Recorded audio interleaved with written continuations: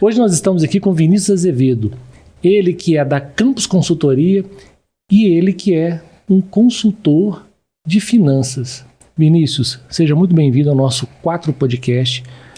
E aqui nós falamos do mundo do empreender.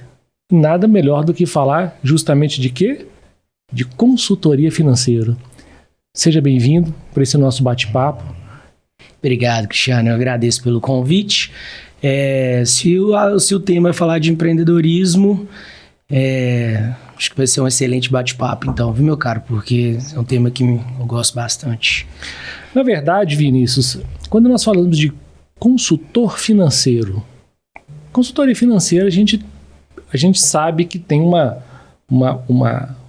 é muito amplo, né? Essa palavra, essa profissão é muito ampla. Isso. Nos diga um pouco do que você faz, como que você atua. Não, legal. Assim, na verdade, inclusive, eu acho até bom voltar um pouco na história aí, porque eu já tinha trabalhado com consultoria financeira, empresarial, tradicional. Você chega, executa o projeto, início, meio e fim. Ponto. Enfim, depois tive outras passagens. Agora, quando eu voltei para essa área de consultoria, o que eu vi assim como necessidade era justamente que o empresário, você entregava para ele um produto com início, meio e fim ali. Sei lá, a pessoa está precisando de um valuation. Aí você ia entregar o valuation para a pessoa, para o empresário. O empresário ele não sabia muito bem o que fazer com aquilo e tudo, e aquilo se perdia. Então, o que eu faço hoje de consultoria é um pouco diferente, na verdade é bastante diferente, para ser sincero. Porque eu não sou um consultor, um terceirizado que tem início, meio e fim dentro da empresa, sabe? Poxa vida, é como se hoje eu prestasse serviço para 10 empresas, mas que ao mesmo tempo eu fizesse parte do quadro de funcionários dessas empresas, que eu trabalhasse não só dentro da parte financeira, mas envolvesse toda a parte estratégica, que eu seja a pessoa ali que faz o braço junto com o tributário, junto com o contábil. Então, não é algo de resolver um problema, início, meio e fim ali, né? E pensa comigo, empresa sempre tem problemas, né? Então é algo cíclico, assim. Os problemas, eles vão só mudando ali. Só se renovam. Exato, só se renovam. Então sempre vai ter problema. Se sempre vai ter problema, cara, você sempre vai precisar de alguém ali do seu lado para contar, né? Para você pegar com essa base financeira que eu tenho, tomar as decisões. E aí sim, daí eu tô falando de renegociação de dívida, de expansão de empresa, de novos canais de aquisição de cliente, de reformulação de equipe, enfim, assim, a gama muito grande. Eu entro, primeira etapa, via de regra, é o controle financeiro, implementação, mas depois, com o passar do tempo, você já vai para as partes mais estratégicas, sabe? Então, assim, a ideia de falar que é consultor financeiro é porque esse é o nome mais comum, assim. Mas lá fora já tem o CFO as a Service, ainda não existe muito bem isso aqui, né? Uma outra diferença clara também é consultor vende horas, né? Eu não vendo horas. Se eu vendesse horas para os 10 clientes, eu não teria 24 horas, não poderia estar aqui gravando, né? Vendo valor mesmo. Vinícius, e você é contador de formação. Como eu também sou contador, atuo na área contábil, e você não atua na área contábil. Entre aspas, né, Vinícius? Indiretamente. Porque é algo que eu tenho trabalhado muito na minha comunicação como contador de formação, porque as pessoas elas têm uma visão do contador como aquela pessoa que vai lá e faz a execução do débito e crédito, exato, que faz a execução do que é a parte de conformidade de uma empresa, as entregas das obrigações acessórias, que é válido, não é verdade? É válido. E eu tenho um desafio hoje. O meu grande desafio é mostrar para as empresas que nós, contadores, temos um papel estratégico dentro da empresa. Eu acredito que você está se posicionando, você falou o seguinte, olha, eu nunca quis ter o meu registro como contador. Mas você tem uma visão estratégica que foi criada através da contabilidade. Exato. Então, na verdade, você está se posicionando e dizendo o seguinte, olha, eu te ajudo a planejar. Porque a parte da contabilidade que é conformidade, aquilo já passou. Então, pouco nós temos a influência de alterar o percurso daquilo que já passou. Não temos. Na verdade, nós não temos, né? Exato. Na verdade, o que nós podemos fazer ali é o quê? É pegar aquelas informações, transformar elas num raio-x e se tornar um conselheiro dessa empresa através daquilo que já aconteceu. Então, seu papel seria também fazer isso? Legal. Muito bom a história de contabilidade, porque assim, cara, eu fiz ciências contábeis, entrei pro curso de ciências contábeis justamente porque eu gostava de finanças, eu queria entender a linguagem das finanças, né? A linguagem da finança empresarial é a contabilidade. Então, eu tinha que entender. Já no primeiro período, amei. Contabilidade, ciências contábeis, eu amei. Só que eu tinha clareza para mim que eu não queria seguir com a função de contador. E você mesmo abriu os motivos aí, cara. A forma como... Eu não sei se fora do Brasil também é assim, então eu vou falar na nossa bolha, basicamente, né? A forma como a gente enxerga a contabilidade e até como algumas... talvez a maioria das contabilidades se posicionam, é de ser aquela empresa preocupada somente com a parte de pagar imposto, somente preocupada com o que eu chamo de olhar só o retrovisor, né? Não olhar o para-brisa. Então, isso para mim era contabilidade. É aquele lugar extremamente burocrático, aquele lugar... Cheio de papel, onde ali ninguém está pensando no futuro, no próximo passo e etc. Então, assim, o dia a dia do contador me afastava da profissão. Mas a matéria em si, assim, aqui dali, foi literalmente desde o meu primeiro contato com a contabilidade, eu adorei. Analisar DRE, balanço, essas coisas, sempre gostei demais. E isso, cara, me deu um passo muito grande, assim, no início da minha carreira. Hoje isso aí é o meu café da manhã, basicamente, né? Todas as decisões que qualquer um dos clientes venham a ter, passa por eu analisar algum demonstrativo financeiro da empresa. E esse demonstrativo financeiro foi feito com base em técnicas contábeis. Então, assim, eu dependo da contabilidade até hoje. Só que eu olho ainda para a contabilidade... e até um caso interessante, que até a gente se conhecer, eu não sei se eu já te falei isso, mas eu nunca indiquei um contador para meus clientes. Falei, não falei? Uhum. Nunca indiquei.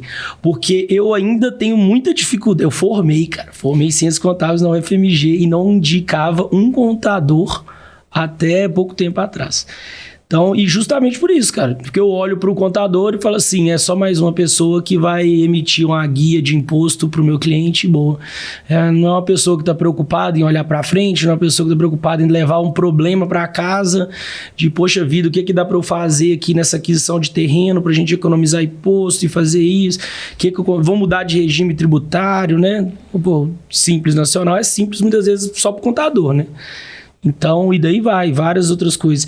O contador, ele que tem essa dificuldade, né? Para mim, ele vai ficando defasado, sabe? Então, por isso, inclusive, gostei demais daquela primeira conversa e começamos a indicação para o outro e tudo, começamos a parceria. Justamente porque nessa jornada toda, você foi o único contador que eu conheci que pensou um pouco fora da caixa. Olha que loucura. Contador é uma coisa, assim, impressionante. Não sei, mas é até interessante. Você formou em contábeis, já pensando em ter o seu próprio escritório, tudo? Uma coisa interessante é o seguinte, quando eu formei em contabilidade, eu trabalhava numa empresa, eu era vendedor dessa empresa. E assim, eu tive uma história nessa empresa que, coincidentemente, quando eu comecei a trabalhar nessa empresa, eu entrei para o curso de contabilidade, eles me ajudaram a formar como contador, né? Na verdade, formar em bacharel de ciências contábeis, com ênfase em controladoria e finanças, que já era um tema na época. Então, ou seja, eu formei em 2007 já com essa ênfase. E eu colei grau em janeiro de 2007, em fevereiro eles me demitiram. E eu estava com aquilo na mão, e eu falava o seguinte, olha... eu preciso de trabalhar com alguma coisa. Só que quando nós temos a formação teórica, na hora que a gente vai para a prática, que nós nos esbarramos com o dia a dia daquilo que são as rotinas de um escritório contábil, eu tive algumas dificuldades, porque hoje nós temos acesso à informação, hoje nós temos acesso à inteligência artificial, hoje nós temos acessos eu vou te dar um exemplo. Na minha época, o sonho de todo escritório ou de todo profissional era comprar um negócio que chamava IOB. Não sei se você se recorda disso. Não. Ou se você sabe dessa história. IOB. Como é que funcionava antigamente? IOB eram edições, eram legislações, então, seja, escritórios de contabilidade, escritórios de advocacia compravam esse material. E chegavam várias pastinhas como se fossem fichários com as legislações. Aí você tinha lá legislação do ISS, legislação do ICMS. É como se fosse uma consultoria. Era uma consultoria que você tinha impressa. Ok? Em determinado momento, em determinado local, ou vamos imaginar, o governo federal alterou a lei do PIS e do COFINS. Aí mandava atualização. Aí te mandava atualização. Mas como que funcionava a atualização? Ele te mandava a folha, só a folha ali que havia aquela atualização, né? Para quê? Para que você pudesse abrir esse fichário, e colocar a folha nova. Entendeu? Isso. Então, ou seja, isso estou só te exemplificando algumas dificuldades que era de informação. Tá? Mas também é um pouco da época, né? Não tinha nem Google direito. Tinha, esse era 2007. 2007 que era tô falando de 2007. Nossa. Então, para você ver que depois de 17 anos, o quanto que as coisas evoluíram. Porque hoje existe IOB? Existe. Continua existindo IOB. Você pode contratar IOB, mas só que você não compra mais como se fosse uma enciclopédia. Você não compra isso mais. Você tem acesso à consultoria, você tem um sistema que você faz as consultas e assim por diante. Então, vou te dar agora um outro exemplo de outras facilidades. Você lembra que o Fernando falou o seguinte: olha, uma pessoa para poder fazer a parametrização daquela empresa que nós dois trabalhamos em conjunto, ele vai gastar aí de 6 a 8 horas, porque vai ter que pegar NCM por NCM, pegar a classificação fiscal e ali ele vai apropriar dentro do sistema esse novo regime tributário. Mas hoje, como nós temos um ecossistema muito bem, né, a gente paga por isso. Cara, importei a listagem de NCM, ele já me deu todo o padrão fiscal.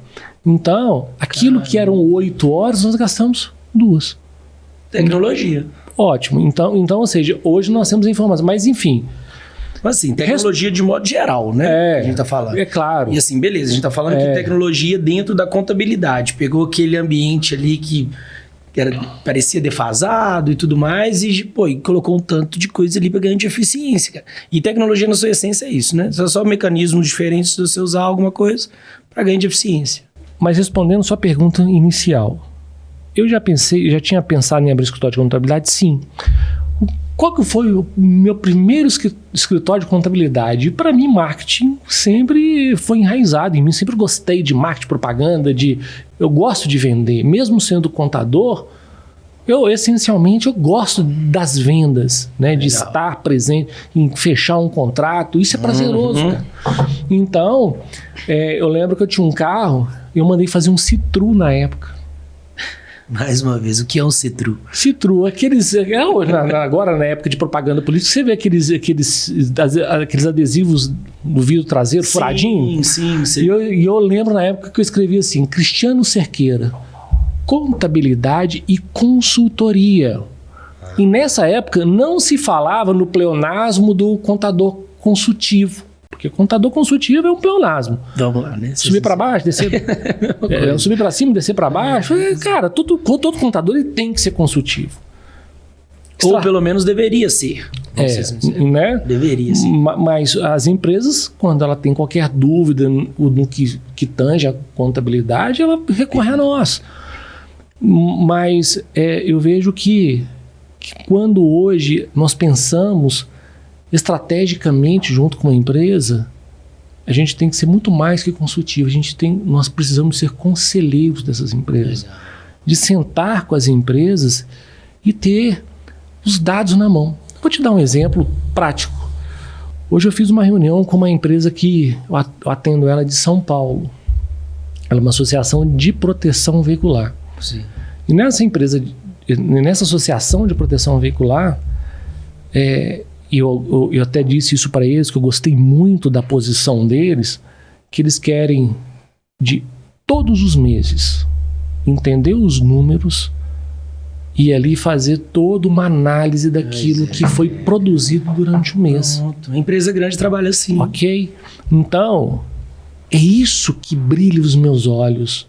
É eu sentar na mesa dos diretores, dos gestores, dos decisores e falar o seguinte: nós mudamos a história porque nós temos o conhecimento da prosperidade de cada empresa. Então, você entender os seus números, ele é essencial para você ter sustentabilidade e crescimento e estabilidade, né, dentro de um negócio. Cara, pensa uma coisa, Cristiano. Imagina um escritório de contabilidade, não sei quantos clientes você tem, mas você tem várias empresas ali dentro, todas com vários problemas. Você já parou para pensar que numa carreira, talvez, vou colocar uma carreira relativamente pequena de 10 anos como contador, você consegue listar vários problemas que se repetiram e várias soluções que deram certo e soluções que deram errado.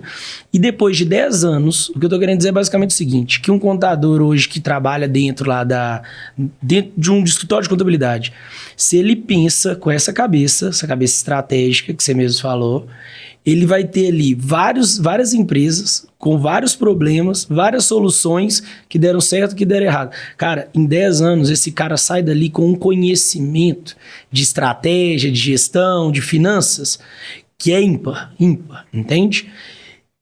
Só que eu vejo pouquíssimos, talvez, contadores usando isso a seu favor, entende?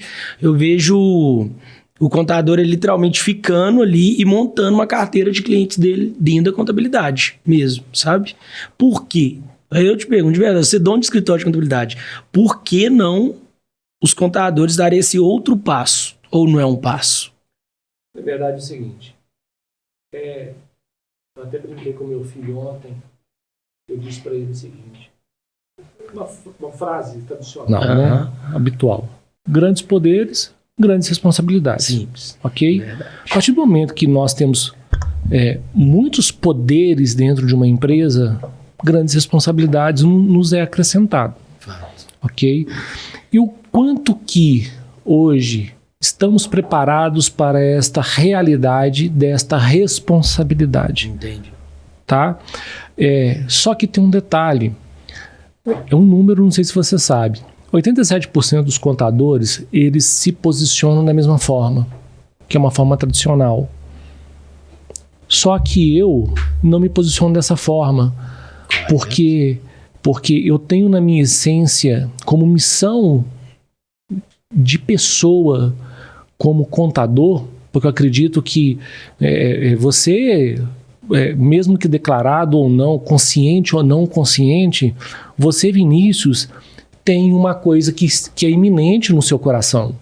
Existe para mim uma coisa que é iminente no meu coração dentro da contabilidade, que é poder transformar vidas através da contabilidade. Legal. Ok? Agora, como? O como... Você já tem o porquê muito claro.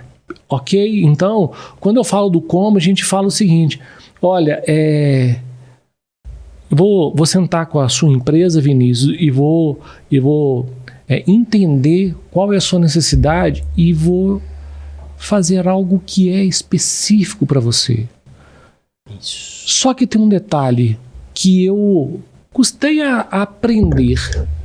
O que eu custei a aprender? Eu custei a entender que eu queria que essa vontade minha fosse para todas as empresas que eu trabalho com ela.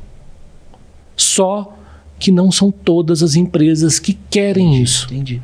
Não adianta só você querer, seu cliente também tem que estar disposto a aceitar esse tipo de serviço que você está entregando. Porque dentro daquilo que você falou do escritório de contabilidade, olha que coisa interessante.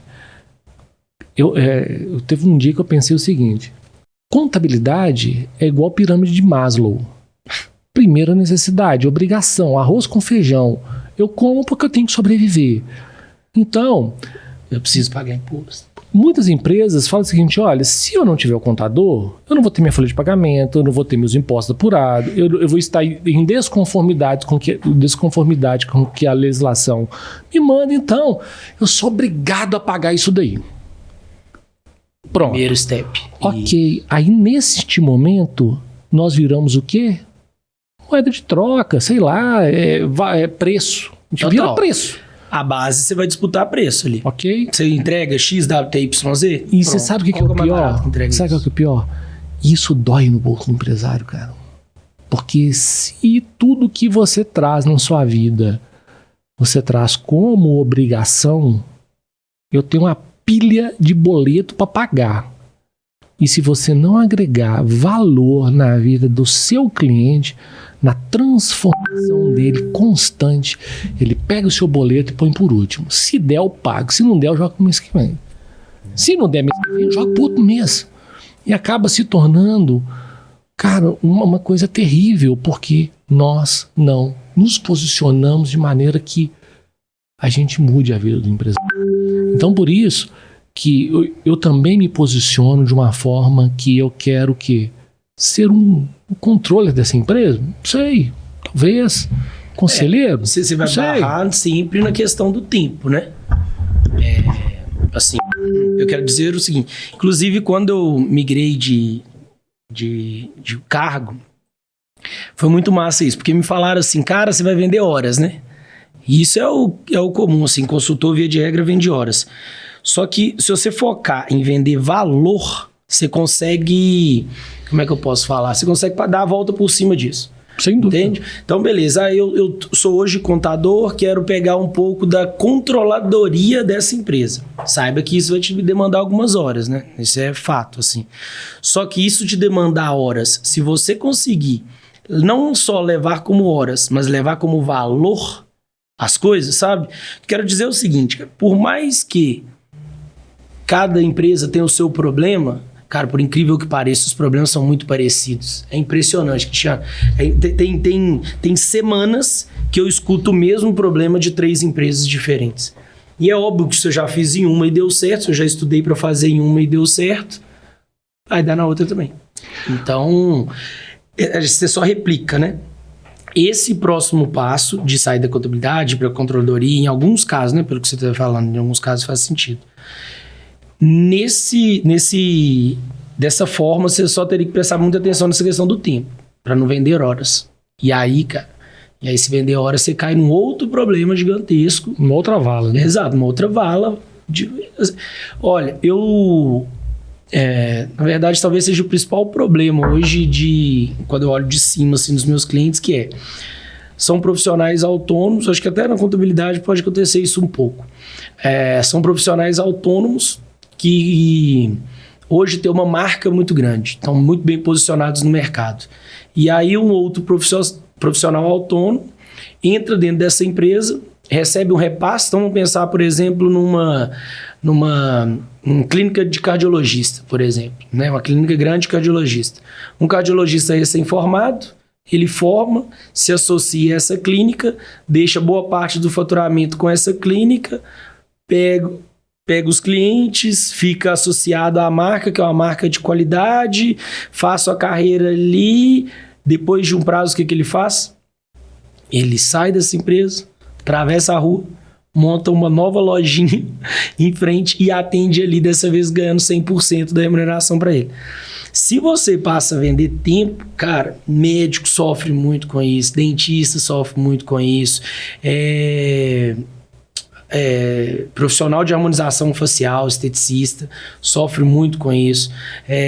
Salão de beleza sofre muito com isso. Os caras começam a vender horas e não é fácil você escalar quando você vende horas. Porque ou você escala dando a sua placa para alguém usufruir dela e saiba que você não está criando alguma coisa perene, diferente de uma fábrica, que você cria, dá o processo ali, a fábrica está funcionando. Se você está de férias, aquilo ali funciona. Entende? Não é uma hora que você está vendendo o dia.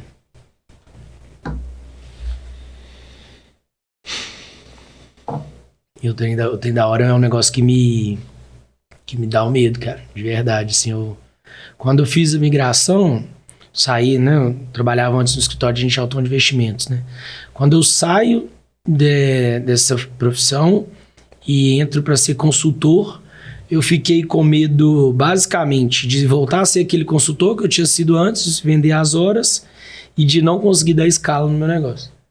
Aí até que eu conheci algumas pessoas, principalmente fora, tem bastante conteúdo disso, que as pessoas, elas mudavam um pouco a concepção de consultoria, assim, de autônomo. Que ao invés de vender horas, vende valor. Então, faz um pacote fechado, né? Exato. Vendo aquilo que ela... Tipo, o seu problema não é ter um controle financeiro, a planilha. Seu problema é renegociar com seu fornecedor o prazo de pagamento. Entendeu? Então, beleza. Você vai entregar pro cara uma planilha de controle financeiro, sendo que, na verdade, precisa de 15 dias a mais que o fornecedor para pagar? Na verdade, entender o motivo, né? Sim, exato. Claro, eu não estou falando que não é importante, muito pelo contrário, né? Eu estou falando que com base nos relatórios financeiros você vai tomar essa decisão. Mas, por vezes, o que o empresário precisa não é um desconto. É um prazo, é uma forma de pagamento diferente, entendeu? Porque, na verdade, existe quando nós vamos lidando com vários empresários, ou, melhor dizendo, vários donos de empresas... e tem uma diferença muito grande. A gente percebe que, infelizmente, os dados estatísticos, eles são reais. A quantidade de empresas que quebram nos 2 primeiros anos, 3, 4 e 5 anos. É impressionante isso, né? Porque a gente... Vou te dar um exemplo prático. Agora eu vou te falar de contabilidade, que nós podemos fazer uma análise mais profunda e entender o nosso cliente. Por exemplo, você citou clínicas médicas. Você imagina o seguinte, lá tem um cardiologista recém-formado, trabalha para uma clínica, trabalha para 2 clínicas, trabalha para 3 clínicas, dá plantão em hospital, 2 hospitais, trabalha para 1, 2, 3 planos de saúde. E na hora que você percebe, você tem várias fontes pagadoras, por exemplo. Ok? E nessas fontes pagadoras, cada um, como não existe uma comunicação entre eles até conveniente, que não haja um sistema do governo que entenda aonde você está ali recolhendo os impostos da pessoa física, na hora que percebe, esse médico está com uma pagando muito seus recolhimentos de INSS muito acima do teto máximo, por exemplo. Normal. Ok? Uhum. E isso é recuperável. Mas se a pessoa não tiver um profissional que entenda todo o cenário econômico dela, todo o cenário financeiro dela, para poder fazer uma segregação das suas receitas e entender o que está sendo pago a mais ou antecipadamente, no caso de comércio, a base de cálculo sempre vai ficar muito acima. Uhum. Então, quando você fala o seguinte, olha, vamos entender a causa, por que às vezes uma empresa está com dificuldade de um fluxo de caixa, é você entender, por exemplo, um prazo de pagamento, negociação.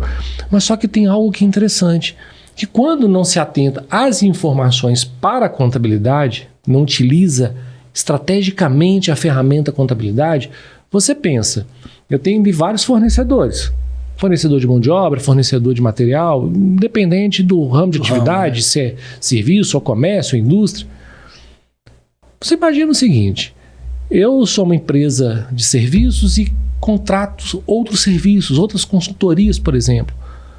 E vamos imaginar que eu contrate muito o Vinícius para poder ser meu consultor. Eu pago ele. Só que eu não sei o quanto que eu pago ele, quanto que ele me custa. 1% da minha... do meu faturamento que eu pago para ele. E trazer os números a seu favor, ele é importante, porque se eu tenho um principal fornecedor, e esse principal fornecedor, igual você falou, você não sabe o quanto que é e quem é, por que eu não posso agora negociar com o Vinícius um prazo melhor de pagamento, por exemplo, ou condições melhores de pagamento? Entendeu? Então, ou seja, a informação ela é fundamental para o negócio. Assim, não só informação, informação e nada novo sobre o céu, né? Aquela história. O João Adib, da CIMED, ele é uma referência para mim quando o assunto é lidar com fornecedor. Pensa que o cara tá numa indústria que a margem é exprimida, que a competitividade ela é em cima, genérico. O cara mudou a ótica do setor dele e agora eu levo isso, inclusive, para vários clientes. Que é o seguinte, antes a CIMED chega pro dono lá da farmácia e tudo. Até então, o remédio se vendia só pelo mais barato, né? O mais barato ali, o farmacêutico pegava. E aí você vem a CIMED com uma postura muito diferente, uma postura de entender o que o cara tá precisando, entende? Por vezes o cara não tá precisando do remédio mais barato, por vezes o cara não tá precisando de prazo, por vezes sabe o que o cara precisa? De uma fachada. Entende? Aí chegava a CIMED, dava uma fachada nova para a farmácia do cara, em troca, me dá esse display na entrada aqui da sua farmácia. Pronto. E numa dessa, cara, a conversa, assim, mudou. E aí, acho que foi até num podcast, não sei se foi presencial, que eu vi ele comentando, falando um pouco dessa mudança que ele fez na indústria, né? Lá vai eu levar isso para inclusive uma cliente que a gente tem em comum até. Ela tinha basicamente um fornecedor francês, que olhava para ela como só mais um pedacinho pequenininho lá no Brasil que compra o produto dela. E aí chamei um dos caras para almoçar e tudo, pra gente sair um dia e conversar sobre isso, né? E aí eu levei para ele exatamente esse negócio do João Adib. Falei, cara, olha só, nós estamos passando por um momento, uma dificuldade na empresa, XWTYZ, eu estou precisando fazer um movimento aqui dentro, inclusive da própria contabilidade, né? Uma gestão contábil de Big Bef. Então eu preciso piorar consideravelmente os resultados aqui da minha empresa nesse período, porque eu vou gerar um caixa e eu quero fazer uma baita negociação com você, e não sei o quê, eu quero zerar o meu estoque e depois eu quero fazer uma compra muito grande com você para eu ter um preço melhor. Só que eu preciso que você me dê um prazo aqui e depois um preço ali. Cara, sentamos e conversamos. Sim, a gente já resolveu esse problema e tudo. É até bonito depois ver os números de onde a gente saiu para o resultado que tem hoje. A estratégia deu super certo. Só que a estratégia não daria certo se o fornecedor não estivesse com a gente, entendeu? Tem vários negócios que o principal ponto, o principal stakeholder ali é o fornecedor. Muitas vezes a gente considera muito, você treina o seu time comercial, por exemplo, para lidar muito com o cliente. E poucas empresas eu vejo treinando a equipe comercial para lidar com o fornecedor, cara. Entende? Aí a empresa, ela tem uma margem apertada, o fornecedor é um dos principais stakeholders dela, aquela coisa difícil ali, todo mês, margem bem apertadinha, e a pessoa nunca conversou com o fornecedor para negociar um evento, negociar um lançamento, negociar uma estratégia de boi de piranha, sabe? E isso é outra coisa que me incomoda. Não só você conhecer o fornecedor, não estou falando disso. Estou falando de você estar próximo do fornecedor, de você estar em contato com ele e fugir só desse trem de preço, entendeu? Tipo assim, essa briga de preço, essa guerra do mais barato, é uma guerra cruel demais. Para todo mundo, literalmente para todo mundo. Porque necessariamente você vai começar a machucar a qualidade, entendeu? Necessariamente, cara. Necessariamente. E lá no marketing existe Ou machucar o prazo. Não, machucar o prazo, tempo, né? Alguma coisa vai ser prejudicada. Você não vai estar ganhando de graça, não, entendeu? Não, essa briga de preço, cara, é outra coisa também que, assim... é uma briga de preço bem estruturada. Como é que é uma briga de preço bem estruturada? Eu chamo meu fornecedor para dentro, ele tira a verba de marketing que ele tem, essa verba de marketing ele me dá no desconto do produto dele e eu, empresa, faço um big lançamento com a marca dele. Ok, legal. Quem fez isso foi a Ricardo Eletro no Campeonato Brasileiro, quando eles patrocinaram o Campeonato Brasileiro. Eu não lembro quanto era na época, até o Ricardo comentou, acho que 7 ou 11 milhões, uma coisa assim, pra você comprar, só que você tem que ir um ano inteiro, né? E aí eles não tinham esse dinheiro, foram atrás, Brastemp, LG, todas as outras marcas, falou, cara, vou colocar sua geladeira, seu fogão no meio do intervalo do jogo, né? Não foi ele que desembolsou esse dinheiro, ele trouxe o fornecedor para perto dele, simples assim. É só pensar fora da caixa, cara. Só pensar fora da caixa, literalmente. Mas uma coisa interessante, Vinícius, que estrategicamente, nós podemos mostrar para a empresa ou a empresa, o empresário, ele precisa de amadurecer como empresário e entender que se ele não tivesse os dados para transformar em informação, para transformar em um parecer gerencial, para você chegar ao ponto de sentar com o fornecedor, ia ficar patinando o resto da vida. Com certeza, concordo.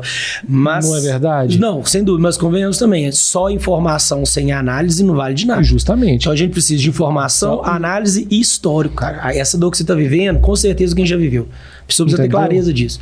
Não existe nada novo sobre o sol, né? Alguém já passou por isso aí que você passou.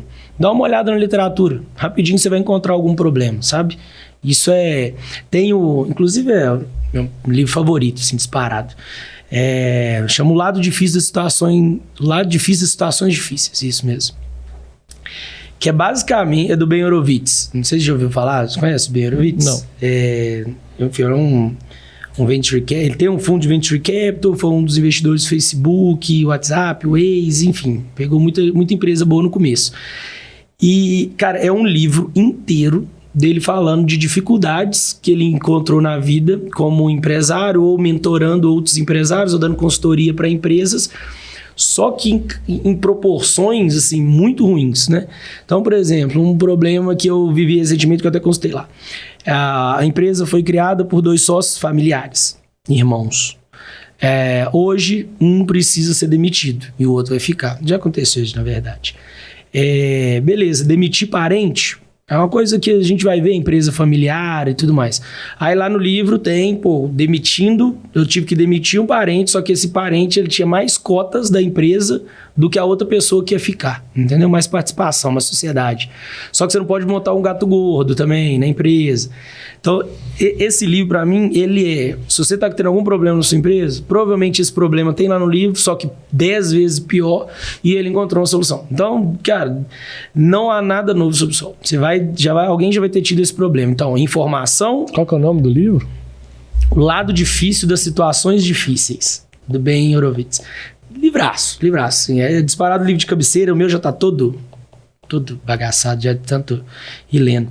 Então vamos lá, informação, que seria o dado, análise disso, porque de nada adianta você ter o dado e não conseguir extrair nada daquilo, e base histórica. Alguém já passou por isso que você está passando. Cara, pega esses 3... E eu não tô falando aqui que sou mestre de gestão, nem nada, mas assim, pega esses 3 e você vai ver o tanto de problema que se repete que você consegue resolver. E a maioria das coisas são simples, né? Não são fáceis, elas são simples, né?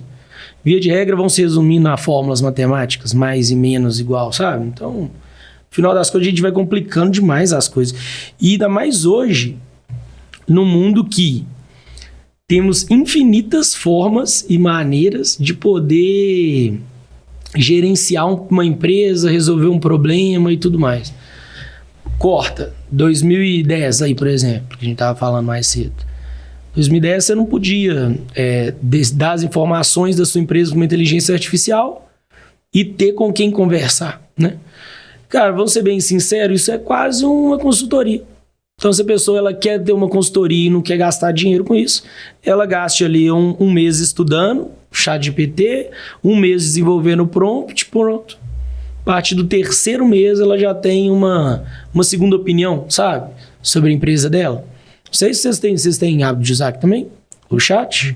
Todos os dias. Todos os dias, né? Pois é, assim, é algo que já está presente, não dá pra gente abrir mão mais, cara. A verdade é essa. E hoje uma empresa que ela não se atentar à velocidade das informações, dos dados e das tomadas de decisões através dessas informações, cara, ela tá fora do mercado. Sim. Entende? Está tudo acontecendo muito rápido. Muito rápido, assim, muito rápido, velocidade absurda, né? Então você imagina, quando nós falamos de inteligência artificial, né? Você pensa, em janeiro tinha uma quantidade, hoje tem no mínimo... O que é isso, cara? Hoje é pra tudo. Quantas vezes? É impressionante. Eu quero uma inteligência artificial para transcrever minhas reuniões online. Se você jogar no Google, até a página 6 vai ter de inteligências artificiais que fazem isso, entendeu? Que já gera tarefas, Gestor de tarefas. Já. A que eu uso faz ou a tarefa, ou ela distribui, né, as tarefas, ou ela faz em bullet points, principais pontos, ou ela faz resumo por hora. Tipo assim, do minuto 0 ao minuto 5, principais tópicos. Do minuto 5 ao minuto 10, principais tópicos. Sensacional. Eu passei por um momento, foi recente também, sei lá, uns 4 meses, foi o momento seguinte, eu precisava otimizar um pouco os processos dentro da minha empresa mesmo para atender os clientes, né?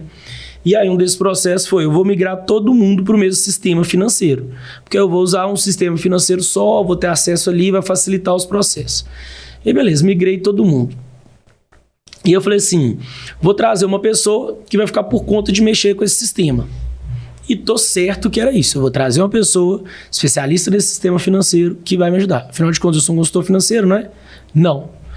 Depois de certeza que eu ia contratar uma pessoa para isso, eu fui numa feira até da UFMG sobre inteligência artificial. Falei, cara, não posso dar espaço para trás igual todo mundo. Posso contratar uma pessoa especialista no sistema financeiro, que é algo que não tem vantagem competitiva nenhum frente ao meu concorrente. O meu concorrente é um consultor financeiro que também usa esse mesmo sistema financeiro. Saber usar esse sistema financeiro não é nada uau, fora da caixa, nem nada. Aí que eu decidi virar o Leme e trazer alguém dedicado exclusivamente para inteligência artificial. E aí eu demorei com a questão de semanas para já gerar um resultado absurdo. Absurdo. Não só no ganho de eficiência, mas em percepção de qualidade. Escalabilidade com qualidade. Escalabilidade com contabilidade. Eficiência com qualidade, perdão. Eficiência demais e principalmente percepção de qualidade do cliente, cara. Entendeu? Você pega, por exemplo, um professor. O cara não sabia que ele podia ter uma inteligência artificial, que ele joga a matéria dele e já faz a apresentação, o slide. Entendeu? Aí você pega uma clínica de estética, igual a gente tá falando, poxa, dá pra você fazer o controle de estoque eficiente dentro de uma AI. Joga pra lá. Entende? Pô, um escritório de arquitetura, dá pra você desenvolver o que demora muito tempo no dia a dia de um arquiteto? Por vezes é fazer o projeto, renderizar, né? Você consegue fazer isso em questão de segundos também. Então, assim, ter essa pessoa com dedicação exclusiva à inteligência artificial foi outro ganho, sim. E eu já diria também que as empresas já deveriam correr atrás de alguém assim. Não existe esse profissional de 30 anos, formado, faculdade de inteligência artificial, não. É tudo muito novo. É tudo muito novo. Vai ter que ser uma pessoa nova que ela vai treinando e provavelmente você também não vai conseguir treinar, porque não existe esse conhecimento disponível. Então, assim, ela e vocês vão ter que ir subindo juntos. Essa pessoa que você vai contratar e você. Aprendendo mesmo, assim, é algo novo, pô. Inteligência artificial é algo novo, é algo que não dá mais para você não notar, não dá mais para você não usar a seu favor. E assim, acho que aquelas pessoas que têm medo ainda, sabe? Eu acho que já passou dessa hora, assim. Eu acho que esse medo, ele vem do desconhecimento, assim. Acho que agora não posso mais lutar contra ele, vou juntar contra ele. Simples assim, eu não posso mais lutar. Não, e começa as histórias, né? Você já deve ter escutado as histórias que nós seremos controlados pela IA. Ah, com certeza. Entendeu? Nós vamos viver num país, numa sociedade onde a IA vai nos manter como se fosse uma sociedade comunista. Que beleza, cada história. Alguém já deve ter visto Matrix, né? Mas vamos empreendendo enquanto isso, né? Vamos. Cara, enquanto a Matrix não chega. Quando a Matrix não chega até aqui. E vamos fazendo a diferença na vida das pessoas. Pois é. Excelente ponto. Por quê? Tava recentemente conversando com um amigo meu sobre isso. Eu vi na minha frente o boom do marketing digital. Na minha cara. O marketing digital fez um boom. E eu falo que o boom hoje é da inteligência artificial. Exato. Então, quem que hoje abraçar a inteligência artificial estrategicamente, eu vi pessoas ficarem ricas. Vou dar um exemplo da contabilidade. Escritórios de contabilidade que depois mediano ficando ricos. Exatamente. Na época que o clique o clique do Google era barato, centavos, era né? barato. Charia de centavos. Hoje, se você não brinca com menos de... Vou falar aqui vamos falar da região metropolitana de Belo Horizonte. Se você não colocar 10 mil, você nem aparece. Entendeu? Dependendo do seu ramo até mais, viu, cara? Entendeu? Se for um ramo mais de urgência, ticket alto, você vai precisar de mais. Então você vê que o tráfego pago hoje, cara, quantidade de gente que eu vi na minha frente. Assim, teve uma época que eu comecei a vender umas planilhas na Hotmart para poder pagar um mochilão na Europa. Época de faculdade também, sabe? E aí eu não levei aquilo pra frente. Achava que era só mais uma brincadeira e tudo mais, né? A quantidade de gente, cara. De gente que eu vi literalmente na minha frente, assim. Pessoas medíocres, medianas, pessoas normais, que deu um boom, cara. Deu um boom. Esse mercado que cresceu na nossa cara. Ele saiu de zero, explodiu, virou um monstro, principalmente com a da pandemia. E aí? O que eu absorvi disso? Entendeu? Aqui, nós estamos no podcast, cara. Corta para 10 anos atrás, o que era podcast, cara? O que era podcast? Hoje tem 2,5 milhões de pessoas vendo uma entrevista do presidente no YouTube via podcast. Como assim, cara? Como assim? Pô, a Rede TV não colocava isso, entendeu? Loucura. Então, assim, eu acho que eu me arrependo muito de não ter usufruído disso melhor, mas eu acho que o próximo boom, inteligência artificial. E aí, para daqui 5 anos, a gente não tá fazendo essa mesma conversa, falando, nossa, inteligência artificial explodiu na minha cara, e eu não aproveitei. Tem que aprender, tem que mergulhar de cabeça, tem que testar, tem que ser early adopter mesmo, né? É a definição de... quando você é um dos primeiros ali na economia. Tem que ter, cara, tem que ir pra cima, tem que aprender isso daí. Temos oportunidade hoje de sermos melhores e entregar com maior qualidade, com viés, aproveitando aquilo que a inteligência artificial nos traz. Claro. Então, o ecossistema hoje que eu penso de trabalho, né, nós falamos alguns minutos atrás, da praticidade hoje de transformar uma informação fiscal, de uma parametrização fiscal, de uma mudança de tributação, que de uma certa forma foi feito dentro de um sistema que com certeza ali também já existe uma inteligência para poder trazer isso com maior assertividade. Agora imagine no nosso dia a dia o quanto que nós vamos conseguir acelerar processos, projetos, entregas, informações e assim por diante. Exato. Não pensar mais como um inimigo a inteligência artificial. É pensar, cara, como é que eu uso ela para impactar mais pessoas? Simples. Assim. A gente não está querendo criar uma guerra, a gente está querendo tornar mais eficiente os processos burocráticos, sabe? E às vezes eu vejo as pessoas reclamando, né? Tipo assim, mas agora não vai ter humano para fazer o trem. E poxa, eu também vi na minha cara surgiu o Google, né? Então eu ainda pesquisei coisas em enciclopédias. E aí meu pai falava a mesma coisa. Mas agora com o Google tu não vai ficar burro, não vai pesquisar. Cara, a gente só elevou para um nível de discussão muito maior as coisas. Eu era da época do KD. KD, KD, sim, KD, Yahoo, sim. Do KD virou Yahoo, que existe até hoje, né? Yahoo existe até hoje. Mas hoje eu quase que não pesquiso nada no Google, cara. Cara, você sabe, inclusive, que a palavra mais pesquisada no Yahoo é Google. Impressionante, cara. Impressionante. Ninguém usa mais nenhuma outra ferramenta. Eu comecei a usar recentemente o da Microsoft, porque ele foi o primeiro que colocou AI lá dentro, na pesquisa, né? Agora o Gemini do Google já tem. Então, no Google Chrome você já consegue, sabe? Já consegue fazer pesquisa usando AI também. Exato. Mas eu vejo, tipo assim, essas mudanças que a gente está fazendo agora, semelhante a mudanças. Enciclopédia, Google. Todo mundo vai ficar burro, ninguém vai saber pesquisar nada, ninguém vai saber ler, ninguém vai saber escrever. Cara... Mas acho que nós podemos ocupar a nossa inteligência, que nós não vamos deixar de ser inteligentes e não vamos deixar de ter a capacidade de... né? Resolver problemas. Então, para aquilo que de fato é essencial. Então, o quanto que a gente ocupa nossa memória RAM ali para poder resolver coisas que são... Alguma coisa ainda é do humano, sabe? Que ninguém vai tirar. Essa capacidade de resolução de problemas que não envolve 0 e 1. Envolve uma vírgula, envolve o emocional, envolve o feeling. Cara, você trabalha com empresário o dia inteiro. Quantas vezes você não deve ter escutado? Tipo, não, mas vai dar certo. Vai dar certo. Tipo assim, estudo de viabilidade econômica tá dando que é um péssimo investimento isso que você tá fazendo. É um péssimo empreendimento que você tá fazendo. O empresário não vai dar certo. Pronto. No interior eles falam que rasga a cerca com o peito, né? E vai e faz, cara. Faz mais ou menos isso. Faz e acontece. Vinícius, se você quiser deixar um recado seu agora, para que a gente possa finalizar, aonde te encontra, quais são suas redes sociais, sinta-se à vontade. Show de bola. Cara, então, quem quiser ter mais informações, pode me seguir no Instagram, Vinícius AAZ, e também seguir o Instagram da minha empresa Campus Consultoria FP, de finanças pessoais.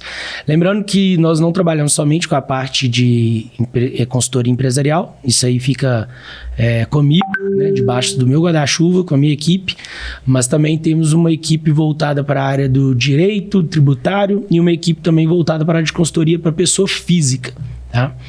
E estou à disposição, quem quiser pode chamar. Agradeço, Cristiano, excelente bate-papo.